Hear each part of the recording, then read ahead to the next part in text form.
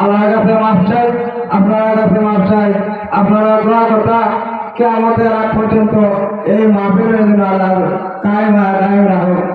আর এখন দোয়া হবে, দোয়ার আগে আমরা উদ্দেশ্য আছে আমরা সাইডে ঘোরা দুনিয়া পেয়ে গেছে গিয়া মা বাপ দাদা দাদি তাদের জন্য দোয়া হইতো। আর অনেক মানুষ বিমারি অবস্থায় আছেন, তারা অনেক জায়গা থেকে দোয়া চাইছেন, তাদের জন্য দোয়া হইতো। অনেক এলাকার ভাই ভাতিজা তারা বিদেশের মাটিতে আছেন, তারা সেখান থেকেও হুজুরের কাছে দোয়া ভাবি, হুজুর তাদের জন্য দোয়া করবেন, তাদের রুজি রোজগারের মধ্যে আল্লাহ বরকত দিত, বিপদ আপদ থেকে আল্লাহ মাথায় রাখতো।